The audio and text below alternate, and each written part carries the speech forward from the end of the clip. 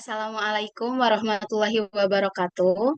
Salam Om Swastiastu, Namo Buddhaya, Salam Kebajikan. Yang terhormat Bapak Agit Yogi Subandi SHMH selaku dosen mata kuliah Hukum Laut Internasional dan teman-teman yang kami banggakan. Pada kesempatan kali ini, kami dari kelompok 3 akan mempresentasikan hasil proyek makalah kami yang berjudul Reklamasi Pulau dan Dampaknya Terhadap Wilayah Laut Indonesia melalui studi kasus reklamasi Teluk Jakarta dalam perspektif hukum laut internasional dan undang-undang pesisir. Sebelum itu, izinkan kami memperkenalkan diri terlebih dahulu. Perkenalkan, nama saya Putriani Nur Apriliana dengan NPM 23520111044. Kemudian ada rekan saya. Perkenalkan, nama saya Noval Zakir Litama, NPM 23520111027. Perkenalkan, nama saya M. Hadi Anizar dengan NPM 23520111043. Perkenalkan, nama saya Langgun Nugroho Akbar dengan NPM 23520111054. Perkenalkan, nama saya Nandanis Happy Permata Rindu dengan NPM 2352011074. Perkenalkan, nama saya Alia Pilar Sayura Madini dengan NPM 2352011077. Perkenalkan, nama saya Sinta Nuria dengan NPM 23520111081. Baik, untuk mempersingkat waktu, kita langsung saja mempresentasikan materinya. Materi yang pertama akan dijelaskan oleh Alia. Oke, di sini saya akan menjelaskan tentang latar belakang. Latar belakangnya itu ada kegiatan reklamasi pulau untuk kepentingan infrastruktur, pariwisata, dan industri merupakan praktik umum di banyak negara, termasuk Indonesia. Meskipun bermanfaat secara ekonomi, reklamasi sering menimbulkan persoalan lingkungan, sosial, dan hukum, khususnya terkait hukum laut internasional. Lalu, UNCLOS 1982 menegaskan bahwa pulau buatan tidak dapat dijadikan besar climate berbeda dengan pulau alamiah. Di tingkat nasional, Indonesia memiliki regulasi seperti Undang-Undang Nomor 1 Tahun 2004, Junto, Undang-Undang Nomor 27 Tahun 2007 yang mengatur pengelolaan wilayah pesisir dan reklamasi. Khususnya reklamasi Teluk Jakarta mencerminkan kepentingan harmonisasi antara hukum nasional dan internasional, serta perlunya perlindungan terhadap lingkungan dan hak masyarakat pesisir. Oleh karena itu, kajian terhadap praktik reklamasi perlu dilakukan secara mendalam untuk memastikan kesesuaiannya dengan hukum laut yang berlaku, sekaligus menjaga berkelanjutan lingkungan dan keadilan sosial. Lalu di kelompok kami memiliki 3 rumusan masalah. Yang pertama, rumusan bagaimana ketentuan hukum laut internasional mengatur reklamasi pulau, khususnya dalam kasus reklamasi Teluk Jakarta. Yang kedua itu ada bagaimana hukum nasional Indonesia mengatur reklamasi pulau dan wilayah pesisir dalam kasus reklamasi Teluk Jakarta. Lalu yang terakhir ada apa dampak reklamasi Teluk Jakarta terhadap wilayah laut Indonesia. Kemudian selanjutnya akan dijelaskan oleh Nanda.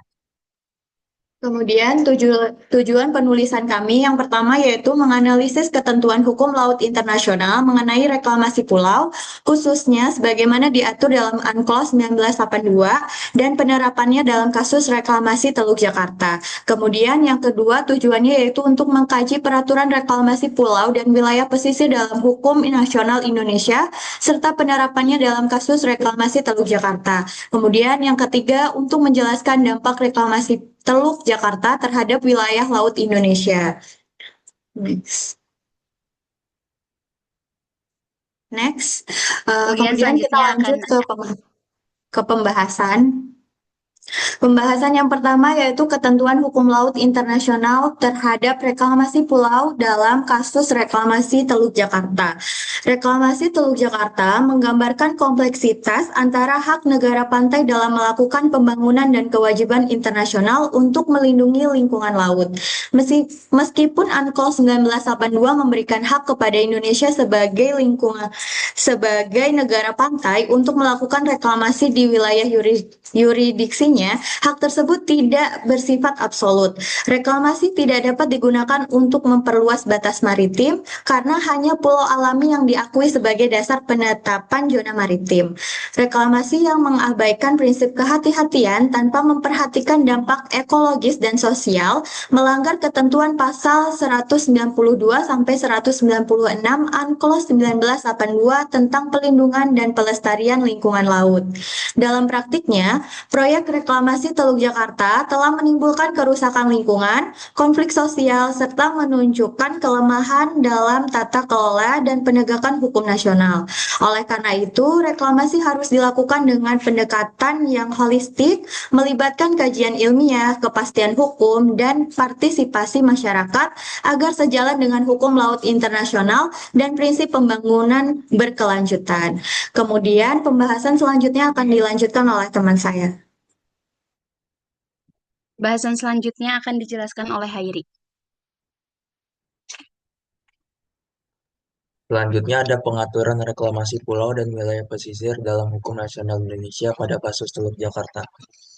Pengaturan reklamasi pulau dan wilayah pesisir dalam hukum nasional Indonesia sebagaimana tercermin dalam berbagai regulasi seperti Undang-Undang Nomor 1 Tahun 2014, Junto, Undang-Undang Nomor 27 Tahun 2007, Peraturan Presiden Nomor 122 Tahun 2012 dan Permen KP Nomor 25 Tahun 2019 dirancang untuk menjamin bahwa kegiatan reklamasi dilakukan secara berkelanjutan, partisipatif, dan sesuai prinsip keadilan sosial dan perlindungan lingkungan. Namun dalam praktiknya, seperti pada kasus reklamasi Teluk Jakarta, banyak pelanggaran terhadap ketentuan hukum yang terjadi, mulai dari inkonsistensi regulasi, pelaksanaan reklamasi tanpa rencana zonasi yang sah, sehingga pengabaian terhadap kajian lingkungan dan partisipasi masyarakat. Reklamasi di Teluk Jakarta menunjukkan adanya ketimpangan dalam implementasi hukum, di mana kepentingan ekonomi dan elit seringkali mengesampingkan hak-hak masyarakat pesisir serta prinsip ekologi. Ketidaksesuaian antara peraturan pusat dan daerah serta lemahnya penegakan hukum dan pengawasan menjadi faktor utama yang memperparah permasalahan tersebut. Oleh karena itu, reklamasi seharusnya tidak hanya dipandang sebagai proyek pembangunan semata, melainkan harus menjadi bagian dari kebijakan pembangunan yang adil, transparan, dan berpihak pada keberlanjutan lingkungan dan kesejahteraan masyarakat lokal. Materi selanjutnya akan dijelaskan oleh Sinta. Kemudian ada dampak reklamasi Teluk Jakarta terhadap wilayah laut di Indonesia. Jadi ini memiliki 3 dampak besar, antara lain dampak dalam sisi ekologi, sosial ekonomi, dan juga secara hukum. Dampaknya terhadap ekologi itu menyebabkan kerusakan ekosistem seperti rusaknya mangrove yang menjadi sebagai pelindung erosi dan juga abrasi. Kemudian dampak secara sosial ekonomi, masyarakat terutama nelayan mengalami keterbatasan hasil tangkapan sehingga menghambat faktor ekonomi. Kemudian dampaknya terhadap hukum reklamasi ini tidak dapat dijadikan sebagai dasar dari perluasan maritim Indonesia, di mana harus tunduk terhadap ketentuan-ketentuan hukum nasional dan juga hukum internasional yang sudah diatur di dalam Unclos 1982. Serta reklamasi ini harus dilakukan secara hati-hati, harus dilakukan dengan menganut prinsip keberlanjutan dan melibatkan masyarakat. Kemudian selanjutnya akan dibacakan oleh Langgeng. Jadi pada kesimpulannya, reklamasi Teluk Jakarta merupakan contoh nyata kompleksitas antara hak negara dalam mengembangkan wilayah pesisir dan kewajiban untuk melindungi lingkungan laut. Meskipun diperbolehkan dalam Unclos 1982, hak tersebut tidak bersifat absolut dan harus dijalankan dengan prinsip kehati-hatian, tanpa merusak ekosistem laut maupun memperburuk kondisi lingkungan dan sosial. Dalam praktiknya, reklamasi di Teluk Jakarta telah melanggar sejumlah ketentuan hukum nasional, seperti tidak adanya rencana zonasi yang sah, pengabaian terhadap kajian lingkungan, serta minimnya partisipasi masyarakat, yang semuanya memperparah dampak negatif reklamasi. Oleh karena itu, Reklamasi perlu dipandang sebagai bagian dari pembangunan berkelanjutan yang mengintegrasikan aspek hukum, sosial, dan lingkungan secara konsisten.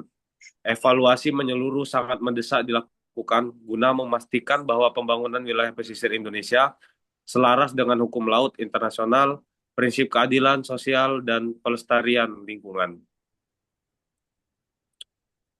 Jadi dari kelompok kami memiliki 3 saran. Yang pertama, yaitu pemerintah pusat dan daerah perlu memperkuat sinergi dalam menyusun kebijakan reklamasi dengan mengacu pada Undang-Undang Nomor 1 Tahun 2014, serta memastikan bahwa seluruh prosedur perizinan, studi kelayakan, dan dokumen lingkungan disusun secara transparan dan partisipasif.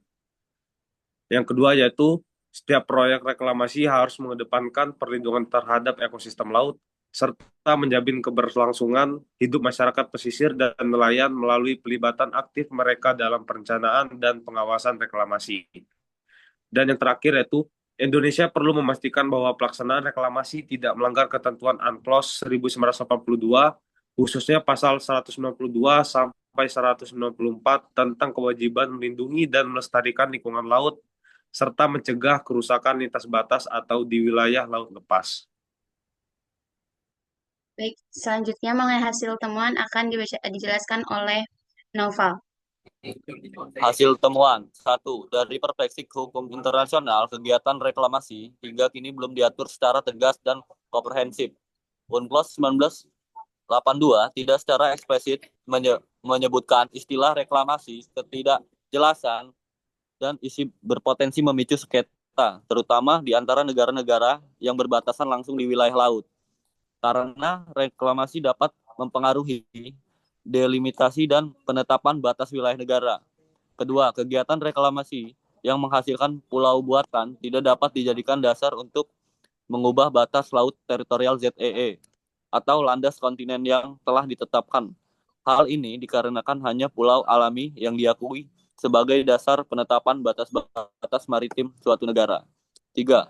Proyek reklamasi Teluk Jakarta dianggap bertentangan dengan ketentuan pasal 192 hingga pasal 196 UNCLOS 1982 karena tidak dilakukan dengan dasar kehati-hatian yang memadai tanpa mempertimbangkan kelestarian ekosistem laut secara menyeluruh serta mengabaikan kewajiban untuk mencegah, mengurangi, dan mengendalikan pencemaran laut.